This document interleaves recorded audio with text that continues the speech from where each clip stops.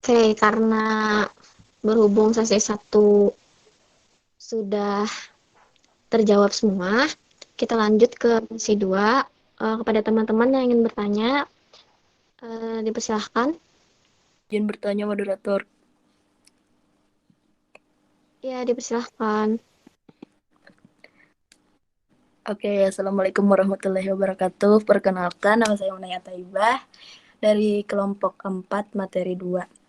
Pertanyaannya di bagian tujuan supervisi klinis nomor 3. Pada makalah ada dijelaskan membantu guru mengembangkan keterampilannya menggunakan strategi pengajaran. Nah, bisakah di situ kelompok memberikan contoh pengembangan keterampilan yang seperti apa? Itu saja. Terima kasih. Saya kembalikan ke moderator. Kepada kelompok, apa pertanyaan penanya tadi dapat dipahami? Kamu kucing. Iya, moderator. Bisa moderator. Baik, kita lanjut ke pertanyaan kedua. Silahkan kepada teman-teman. Izin bertanya moderator. Ya, dipersilahkan. Ini nama saya Yuni Siti Maulinda. Izin bertanya, pada makalah ada disebutkan mengenai supervisor. Nah, pertanyaan saya, persyaratan apa yang harus dipenuhi oleh seorang supervisor dalam menjalankan tugasnya, baik sebagai kepala sekolah maupun seorang pengawas? Itu saja moderator.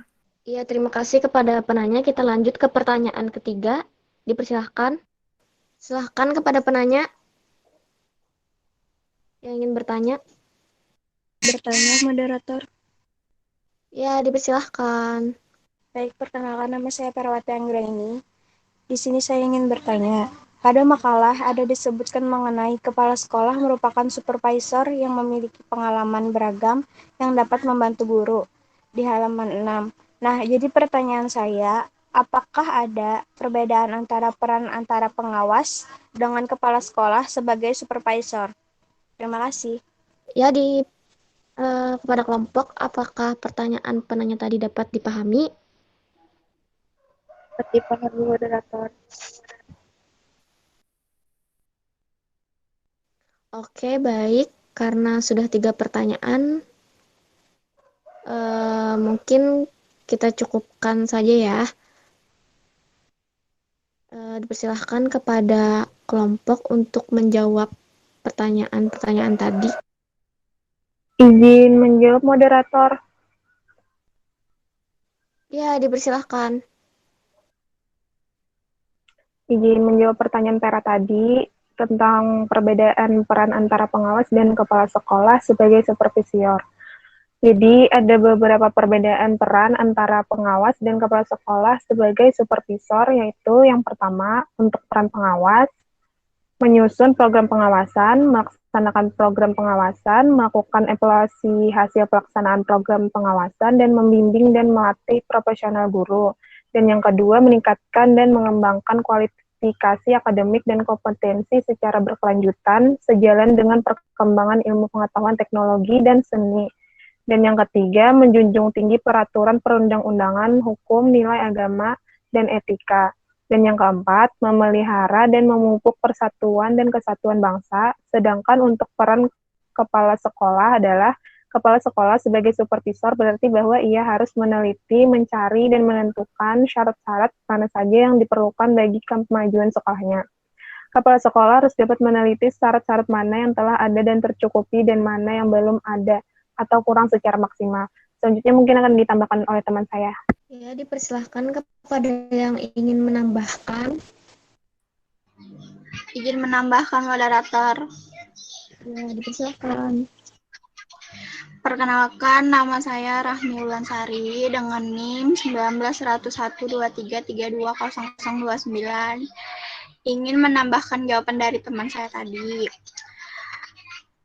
Kepala sekolah sebagai supervisor memiliki beban peran dan tanggung jawab memantau, membina, dan memperbaiki proses belajar mengajar di kelas ataupun di sekolah.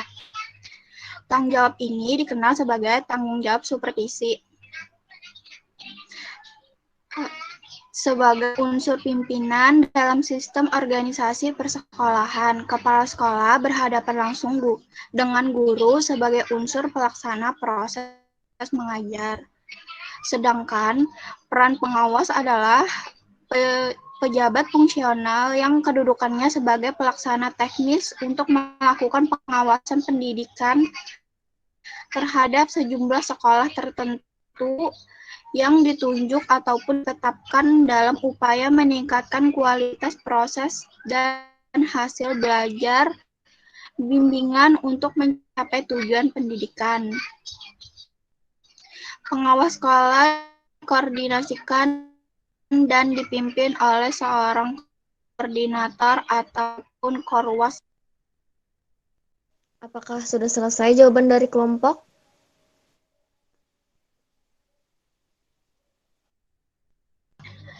Sudah, moderator.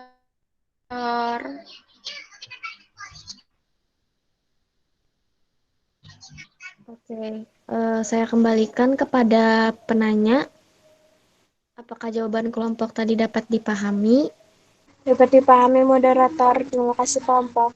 Ya, terima kasih kepada penanya. Selanjutnya, saya persilahkan lagi kepada kelompok untuk menjawab pertanyaan selanjutnya. Izin menjawab pertanyaan dari Yuni, Ya, moderator. dipersilahkan. Sebelumnya perkenalkan, nama saya Widya Wulansari, NIM 19.101.2332.0030. Di sini saya akan menjawab pertanyaan dari saudari Yuni Siti Maulinda. Persyaratan yang harus dipenuhi oleh seorang supervisor di dalam menjalankan tugasnya, baik sebagai kepala sekolah maupun seorang pengawas adalah meneliti keadaan di antaranya. Pertama, bagaimana keadaan gedung di sekolah, sudah baik dan memenuhi syarat atau sudah rusak, bagaimana usaha perbaikannya. Yang kedua, apakah perlengkapan sekolah dan alat-alat pelajaran memenuhi persyaratan filosofis, psikologis, atau diktatif. Jika belum, apa kurangnya, bagaimana usaha mencukupinya. Yang ketiga, bagaimana keadaan gurunya, terlalu banyak wanitanya atau terlalu banyak guru honorer daripada guru tetap. Apakah kemungkinan usaha untuk menjaga keadaan sebaik-baiknya? Yang keempat, bagaimana hasil pelajaran dan pendidikan anak-anak?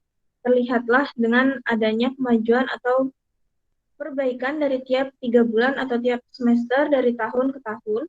Yang terakhir, bagaimana sikap dan perasaan tanggung jawab guru-guru dalam berpartisipasi terhadap pembinaan dan kemajuan sekolah. Adakah sikap dan sifat kepemimpinan sekolah yang kurang sesuai mempengaruhi kehidupan sekolah pada umumnya? Itu saja jawaban dari saya. Mungkin ada tambahan dari teman kelompok. Ingin menambahkan, moderator. Kepada yang ingin menambahkan tadi, kita jeda sebentar dulu ya, karena ada azan zuhur. Sebentar aja. Ya, karena di sini sudah selesai. Silahkan kepada yang ingin menambahkan tadi. Baik, moderator. Di sini saya akan menambahkan jawaban pertanyaan dari saudari Yuni. Nah, menurut kelompok kami, persyaratan yang harus dipenuhi juga oleh seorang supervisor dalam menjalankan tugasnya, baik kepala sekolah maupun seorang pengawas, harus memiliki keterampilan 5 dasar. Yang pertama, adanya keterampilan dalam hubungan-hubungan kemanusiaan. Seorang supervisor tidak hanya berhubungan dengan materi saja, namun harus menghadapi banyak orang yang memiliki perilaku yang berbeda-beda. Yang kedua, adanya keterampilan dalam proses kelompok, seperti adanya membangkitkan semangat kerjasama, kemudian adanya merumuskan tujuan yang ingin dicapai bersama, merencanakan tujuan bersama, kemudian mengambil keputusan bersama. Yang ketiga, adanya keterampilan dalam kepemimpinan. Nah, di mana di sini adalah pemimpin yang bisa menjalani hubungan yang harmonis dengan bawahannya, seperti beribawa dan membuat ataupun mengambil keputusan dan mendengarkan pendapatan bawahannya, harus menghargai bawahan, tidak semena-mena dalam menjalankan suatu tindakan tersebut. Kemudian yang keempat, adanya keterampilan dalam mengatur personalia sekolah, yang dimana harus menyeleksi anggota ataupun karyawan baru, kemudian adanya menempatkan dan menugaskan sesuai kecakapan dan membina anggotanya. Dan yang terakhir, adanya keterampilan dalam mengevaluasi supervisor, harus terampil dalam merumuskan tujuan dan norma-norma, kemudian mengumpulkan fakta-fakta perubahan, adanya menerapkan kriteria dan menyusun pertimbangan, dan terakhir merevisi rencana yang disusun. Sekian, moderator, mungkin itu saja yang dapat saya tambahkan. Saya kembalikan ke moderator.